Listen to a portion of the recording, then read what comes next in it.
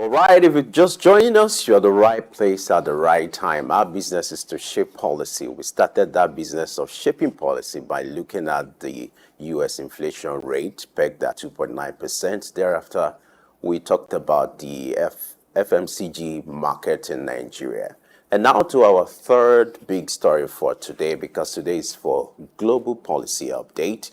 We want to look at the GDP projections by the IMF for the year 2024 and 2025 for emerging economies and for the last 10 economies of the world. IMF did a projection as to what is going to be the expected GDP growth for these economies. You have the US, China, Germany, you have Japan, and the rest of them. Now, to shape policy in this regard, we're being joined by Fidelis Atabo, who is a development economist and also a banking expert.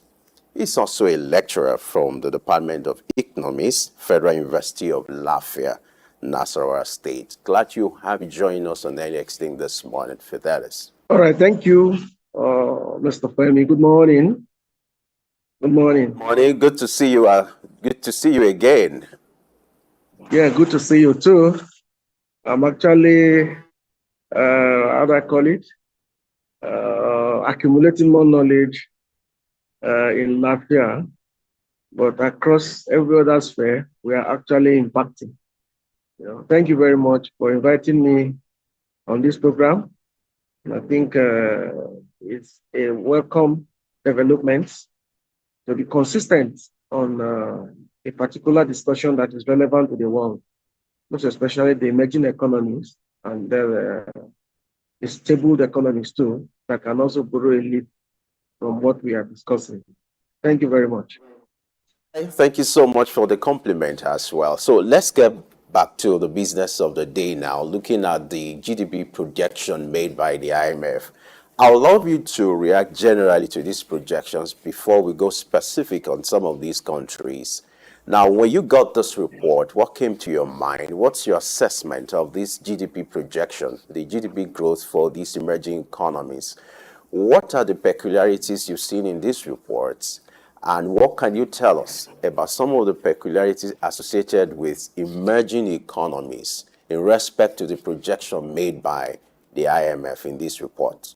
Yeah, thank you very much. I think before we proceed, I would like to situate properly that GDP is actually the measure of economic activities that take place in a particular country over a period of time, usually a year.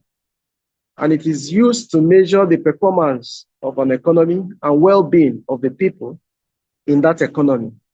And then that means that GDP is a very important KPI that every government should be able to focus on, because it has a lot to do with the well-being of the people.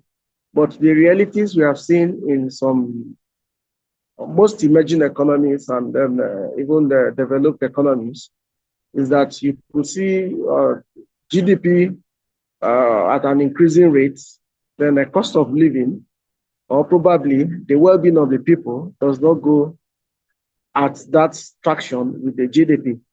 So I think it also calls for concern, and it's part of what we are going to discuss today, to see how we can narrow down the impact of GDP on welfare and the impact of GDP on economic development, and how GDP is driven in each of these economies, as the case may be. So that takes us to come up with the world output that is projected at 3.2 in 2014, and then 3.3 in 3.2 in 2004, and then 3.3 in 2005. No, 3.2 in 2024, and then 3.3 in 2025. Sorry for that mix-up, please. And out of this, we have the advanced economies, were 1.7 in 2024, in 2024, and then 1.8 in 2025. Then for the emerging economies, developed economies, we have 4.2, 4.2 respectively as being projected for the 2 years, 2025 and 2024 respectively. Then if you look at this, it shows how individual economies are going to drive this to make sure, despite the turbulence they will encounter along the way, how are they going to make sure that this growth is actually being achieved? And if you look at it critically, there are trade abnormalities that are actually going on. There are supply shocks that are actually going on. And there are also market shocks that are also going on. And all these things, as well as political tension too, are also capable of determining the mileage or the extent to which this growth can be achieved, both for the developed economies and the emerging economies. So these are the things we are actually going to witness. And I think by the time we go into the specifics, we begin to look at what each of these regions are doing, and then how they are actually putting their acts together to make sure that the global turbulence, the global crisis, does not really affect the growth of the economy that will translate to improved GDP capable of improving welfare of each of the citizens in each of these economies. Thank you very much. All right. Now, looking at the concept as regards GDP, there are those who argue that, that tells you the size of the economy, but not necessarily the strength of the economy. The size, in some sense, doesn't connote strength of the economy. So looking at this argument, why do you think this projection is also significant? And then what do you make of the argument where some economists have also suggested that it is not enough to look at the GDP projection, given the fact that it only tells you the size and not the strength? And given that fact in a layman's language, or for our viewers to understand better, help us understand why this GDP projection is quite significant in reference to this school of thought. All right, thank you very much. Just as I said earlier, under normal circumstances, ceteris paribus, there's a correlation. If resources are being managed very well, there's a correlation between growth in GDP and then improved economic performance that dovetails to well-being, positive well-being of the people in that particular country, the citizens. That is the normal scenario that comes with GDP, the design. And as it stands, you can see that GDP also gives you an edge. The projections give you an edge that, yes, this is what I'm expected to make in terms of GDP. And what does that give to you as a nation? One, it keeps you on your toes to make sure that you don't relax, so that every execution steps that you are supposed to embark upon, you will not relax. Then it also gives you ample opportunity for effective planning. Now, this is what is going to come into the coffers in terms of growth. Then how are we going to plan? Then management is also very key. How are we going to manage this? That is why it is pertinent that it is not just about the projection. It's all about the planning. It's all about the management to make sure that the projection is being achieved. And while we can also see GDP as an opportunity for, or as a factor for economic development, is this. One, it shows that, yes, a particular XYZ amount of economic activities is going to take place in a nation. And by so doing, it attracts investors to come in. And by the time it attracts investors to come in and they tinker with the opportunities where institutions are upheld, you will discover that the economy will begin to gain the benefits from that projection that has been made. But in a layman perspective, you could see that having resources having money in your pocket is not actually the crux of development, even human well-being. But what you do with it is what matters. In an economy where GDP is growing, where we have weak institutions, where we have corruption, where we have insecurity, the little traction of growth in GDP in no distant time will be retracted because of these vices that I have mentioned. So GDP projection is actually a way to plan, it's a way to develop, but if it is not properly managed, you even discover that there are some countries with oil that ordinarily, despite what is happening in their country, most especially the emerging economies, despite what is happening in their country, their GDP could be growing. But because of the other side of it, which is poor management of the economy, you discover that GDP does not trickle down to the better well-being or to the better well-being of the people in that particular country. So GDP is actually a measure that helps a country, a continent, to plan the economic activities, to execute in a way that it will also trigger other value chain that can come from either locally or internationally to trigger the entire economic growth expectation. Thank you. All right, now let's go to the specifics of these projections. There are about 9 of them. I'm not too sure if time will permit us to go through all the countries here, but we'll do it one after the other. You have the US, Germany, France, Italy, Spain, Japan, UK, and Canada. But let's start with the US. The projection for 2024 is 2.6%, and that of 2025 is 1.9%. And there's something peculiar about the U.S. economy, which IMF has projected that there will be growth, and this will be due to slower job growth and tighter fiscal policy, less government spending, and higher taxes. How do you react to that projection for the U.S. economy? 2.6% rather, for 2024, and then 2025 you have plus 1.9%. Let's have your take on the U.S. projection. All right. The U.S. projection is actually going to see some level of growth because, as I said earlier, there's a difference between planning for growth in developed economies and then developed economies. In America, for example, one of the things that is actually going to work for them is the fact that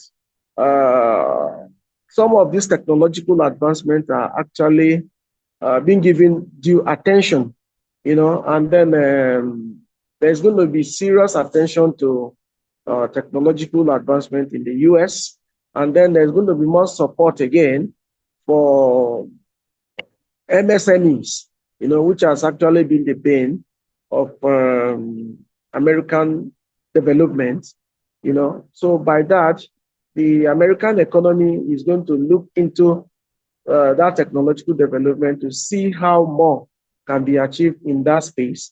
And the beauty about technological development is all about not even what you can also extract from the immediate country, but within other nations too. The technology does not have borders. It goes across every other aspect of the nook and cranny of every continent to see how business can also be driven. Then in terms of slower jobs that was actually spoken about, the slower jobs in this sense does not mean that jobs will not actually, or jobs are not going to be created, but much emphasis is going to be given to expansion, and this expansion is actually going to lead to maybe not the same proportion to the level of expansion, but at least an average proportion to which the expansion is going to be made in America. And in America too, they are poised because of the forthcoming election too. It will also give room to spending. And when there are spending in an economy, it also helps it helps investment, because spending is going to be very high in America. And then because of that increase in spending too, it's going to lead to more investment in terms of income generation for firms, industries, and even service delivery firms in America. And then the election is also going to attract services too, and then that area is also going to generate a lot of money. So America stands a chance to grow by the projection. And I think with what they have done, and as I said earlier, in one of our earlier discussions, the American government pronouncements, the Joe Biden pronouncement that is not going to contest for election again. So it makes the economy very sound for people to come in, because one, he gave a health condition, and that is a very good statement for an economy that is yearning for consistent growth. I think America have all what it takes, most especially leveraging on technological advancement, and then maybe working around other partnership with other developing economies. They stand a chance to grow the economy as projected by IMF. Thank you. All right, let me do a follow-up to the statement you made earlier as regards government expenses. It's obvious, US it's an election year, which you expected more spendings to take place. Now, what the IMF is advocating here is tighter fiscal policy, which means less government spending and higher taxes. Now, in an election year, how visible it is to have less government spending, given the reality or what usually plays out when it comes to election year, where money has to go out for campaign and a lot of activities. How visible is that? This is what IMF is advocating for the US to achieve this target. There must be tighter fiscal policy, which means less government spending and higher taxes. How do you react to that? How visible is this? Yes, thank you very much. I said earlier, I said there's going to be high cash flow in America. That was what I said earlier. And then the government is trying to say that, okay, they have to be futuristic, because they have to work on the fiscal policy to see how the cash flow, can actually be managed, because if it is not managed, it will begin to have a negative impact on inflation. Because when we have money that is actually going beyond proportion in an economy, it actually begins to affect demand. We begin to experience abnormal demand in purchases. It begins to lead to inflation. Yes, government can actually achieve this because it's an election year. There are some projects that have been embarked upon by government. There are some programs that government has actually come up with them that may need to be reviewed, that may need to actually be looked into again to see how they can be better managed within this election period. In an economy, you don't just come up with policies and then leave them on autopilot like that. That is why we have the cabinet members who work 24 hours with the president to make sure that at each point in time, the policies have been reviewed to make sure that they work pari passu with the goals and objectives of the government per time. So this election period, what the government will do is to have a kind of policy review, to see how some of these initial policies that were embarked upon at the beginning of the year can also be reviewed, to see how some amendments can be made, then that may not actually lead to outright exposure in terms of spending of government. I mean, there are programs and policies that government may also need to adjust, just as I said earlier, they may also need to adjust that.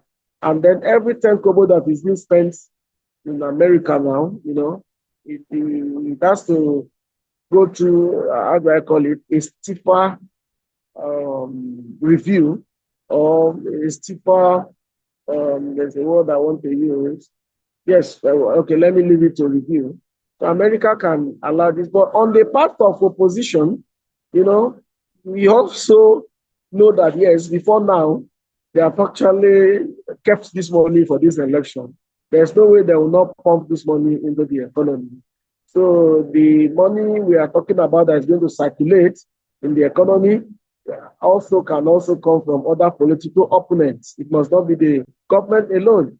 So what we are saying in essence is, if government does not really handle their parts, to be able to cut expenses, that may lead to financial exposure, because the external funds that are coming from outside, from other political parties, and agents into the political space, may actually throw the American economy into an emergency hike in inflation. And that is what the government is trying to control here. Thank you. All right. Quickly, let's see the projection for Germany, and let's see what can be made out of this. For 2024, the projection is 0.2% plus 0.2%. For 2025, you have 1.3%. That's plus 1.3%. And then IMF is saying in this report that, Germany, who has struggled due to weakness in manufacturing sector in the last 1 year, it's been projected that the economy will pick up, just like some of the countries in Europe. So what do you make of this projection? First of all, talk about the peculiarity of Germany, where manufacturing sector has been struggling in few months, and then the projection that Germany is going to experience plus 0.2% in 2024, and by the year 2025, you're going to have plus 1.3% as regards the GDP projection for Germany. How do you react to this? Thank you. Prior to even 2023, you agree with me that the effect of shortage of gas supply orchestrated from the war between Ukraine and Russia has actually affected manufacturing in Germany.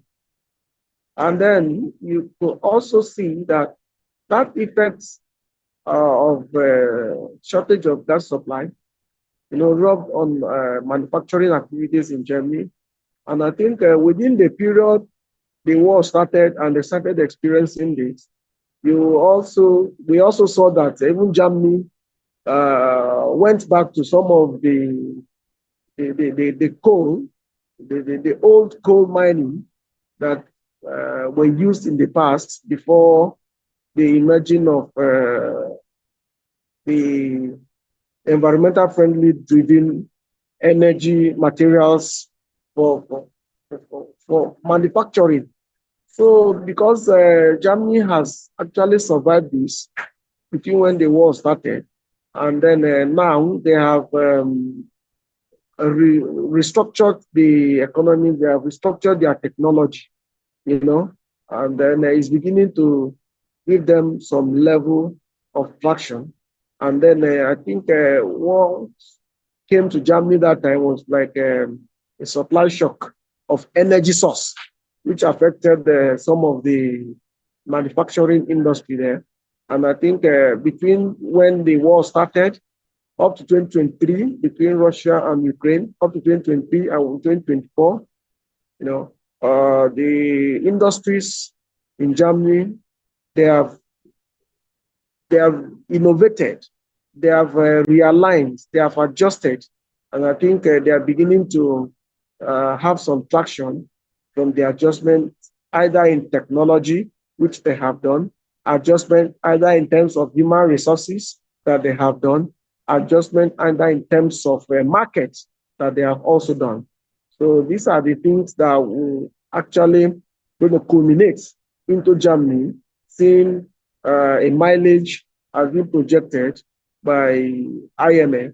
So Germany industrialization or Germany industries are set, and then we are also seeing that in terms of employment generation, Germany is also going to have an increase in terms of employment generation. And this increase in terms of employment generation that also leads to increase in tax payment and all other aggregates, that culminates into GDP calculation. It's going to really help Germany. And I am sure that, most especially from the industrial angle, and then governments being resilient to see how some of these companies are being supported with the enabling environment, Germany stands a chance to record the expected growth being projected by IMF. Thank you. Right, we will come to this edition Global Policy Update. So let's see how we can run through these statistics and through this report. Now let's get to China now, where the projection for China for 2024 is plus 5.0%. For 2025, we are plus 4.5%. And it's projected that the Chinese economy will slow down to 4.5% in 2025 and to 3.3% by 2029. I'd like you to talk to us. Why do you think what is playing out, this projection about China, should be of interest to the world or to investors? And what is so peculiar about the Chinese economy that is going to turn out slow down by 4.5% in 2025 and the projection 3.3 by 2029? All right, thank you very much. The Chinese economy is actually going to slow down in 2025. And as we are seeing here, it is evident that one of the major challenges that China is having, some of the facilities that have been granted to emerging economies, some of them are not performing. And if facilities are not performing, it actually goes to dovetail into what will come into China. Some of these loans that have been given to developing economies, most especially African countries, some of them are not performing. And what they need to do this time is to embark on restructuring. And while they are restructuring the facilities that they are giving out, it will have a way of reducing the profitability, that they ought to have generated within the periods that the loan ought to have elapsed. And then what we can also deduce from there is, they are looking at it that, okay, while giving out these loans to countries that are not managing them effectively, are we interested in loan recovery, or we are interested in profitability that comes from these loans? So it is evident that China is trying to be a bit conservative with the kind of facilities they give to other nations, most especially African countries, that may end up in difficult recoveries, or that may end up in the state of non-performing. It may not really bring out the traction of the interest as being projected or has been calculated, in that facility. So China is trying to look inward to see how they can also redefine their own economy, in redefine their own economy further, they try as much as possible to see how monies have been spent locally. So they are going to spend much of their funds locally. And if funds are being invested locally, like in 2024, you don't expect returns, to actually begin to come maximally in the same year of investment. So given the kind of loan restructuring, strategic loan to developing economies, redefining and retooling the economy that China is trying to embark upon, is going to really reduce what they will make in the year 2025. So this is actually what China is going to do. And then You know, one beautiful thing about China is this: they can invest now, knowing fully well that yes, it's going to be or it's going to come out positive in the future, and I actually believe in their economic development because they look at it from every perspective to make sure that even the local economy, has a buffer that can respond to any external shocks that may come in. And then because of the economic crisis that is also going on, every economy is trying to look inward to see how they can strengthen their own economy, most especially to develop more on the comparative advantage of each of the economies. So China is trying to retract the, the, the volume of loans that have been given to developing economies that are not performing. Some may even come back and say, okay, please, can we have debt recovery? Sorry, debt forgiveness, and they don't believe in all those things. Debt forgiveness, once you begin to have that, it's a sign that, that economy is a difficult economy, it's a slippery economy to borrow to. So that is why they are actually looking at developing their own the local economy. Because African economy, to be honest with you, is actually very slippery. It's very slippery, and every investor is trying as much as possible to mitigate and de-risk every of their investments Let's to still look make at sure the that what is playing it out does not in crystallize. China. China is battling. There's a reality playing out in China, which is the fact that that nation is battling with aging population, whereby you have fewer workers and more retirees. It's also affecting the labor force in China. What would you expect in correcting this narrative? Looking at this projection for 2025 that is going to slow down. Part of the reality is because China is battling with aging population, so you have fewer workers, which is affecting the labor. What kind of intervention or policy would you expect to manage the aftermath of this kind of development in China, the issue of aging population? Hear me? Okay, we seem to be having a disconnection there. The issue here is we're looking at the GDP growth projection for emerging economies, where we're looking at about 9 countries according to IMF report. You have that of Germany, US, Japan, and the rest of them. Now, the projection is to give a picture of what the GDP growth will look like between 2024 and 2025. And we have a special guest here, Fidelis, who is also reacting to this development. Glad to know you're still there, Fidelis. Now, my question, I'm here. Okay. because we don't have much time now, is for you to address quickly the issue of aging population as regards China, where you have fewer workers and more retirees, how that might slow down the economy. Of course, it's playing out, it's slowing down the economic growth expected. And how would that play out between now and 2025 in likes with these projections made by IMF? Quickly. Thank you very much. I think what they just need to do, is just the aging is actually a natural phenomenon that we cannot contend with. But what matters is how do we work around it to make sure that we get the best leadway amidst this. So yes, the aging is actually telling on the economy, and the implication is that it's going to increase government expenditure.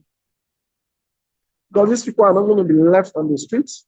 Government is going to keep taking care of them to make sure that they are actually up and running.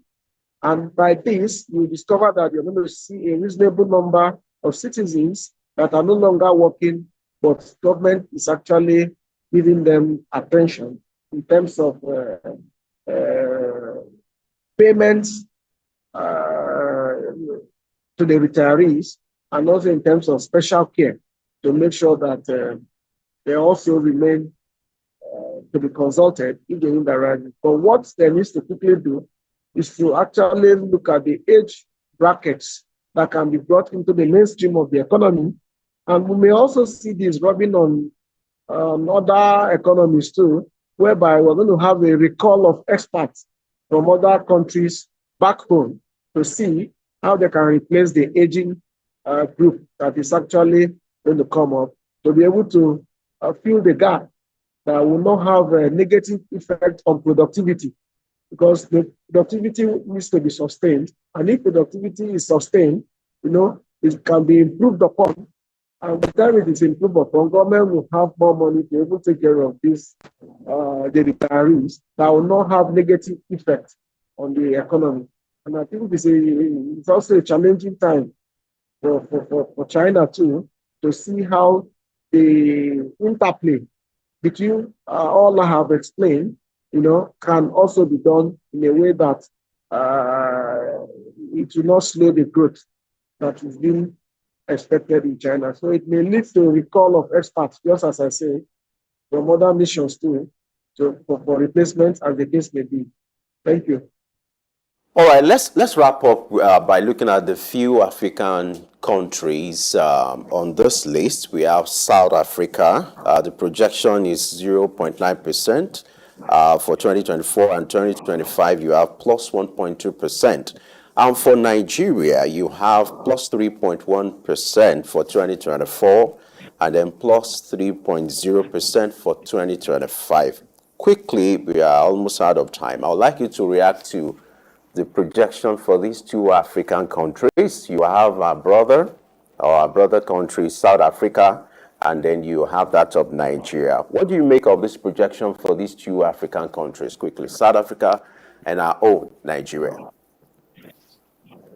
All right, thank you very much. I think the projection for South Africa and then Nigeria, let me start with South Africa. South Africa, part of what they are also doing now is also leveraging on knowledge-based economy. They are also enhancing the skills of the citizens to make sure that they'll be able to prosecute the exploits, the economic activities in the country. And I think it's a wake-up call too for every other African countries that, yes, what they need to do now is to upskill the citizens, in terms of technology and probably artificial intelligence, to see how resources can be harnessed within the economy. And I think South Africa too, on their part, they are also a coordinated policy framework and institutional upheld that is also going on in South Africa, and I think it's also going to really help them. And then coming to Nigeria, I think it's actually a very difficult time for us, because one of the things that we need to check now is the political tension that has actually started erupting in Nigeria. Elections are coming up in 2027, but as we speak, there's a heated game that has commenced in the country, Nigeria now, by people that are not in power that want to take power, that people that are in power, they want to remain in power, people that are coming in, as the case may be. So what I'm trying to say in essence is this may distract government, but government of the day needs to be very focused to see how the development effort in terms of infrastructural development, in terms of diversification into agriculture, in terms of diversification into technologies to knowledge-based economy, can all be harnessed to be able to give the expected relief that Nigeria is supposed to have. Because hitherto, before the last protest, when subsidy was removed, I think an average Nigerians are yet to see the traction in terms of well-being that has actually come from the removal of first subsidy.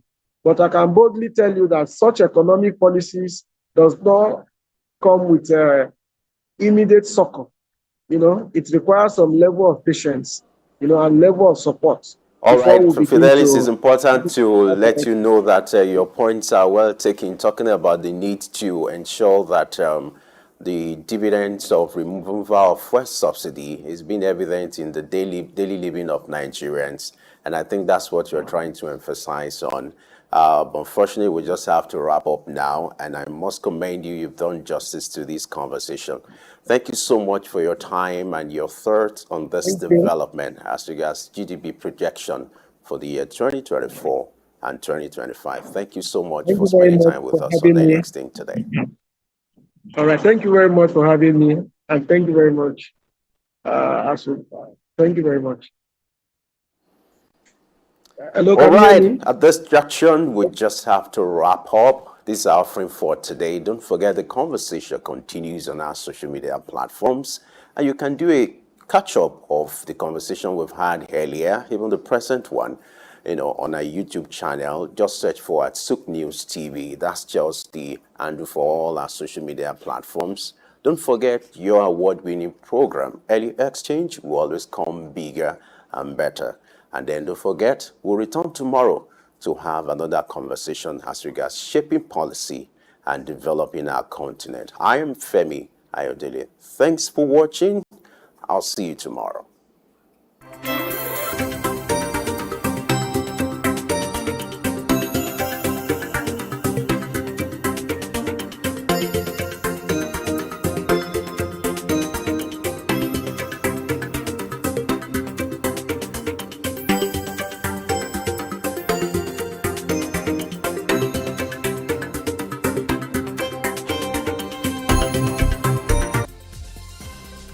Early exchange, shaping policy, advancing development.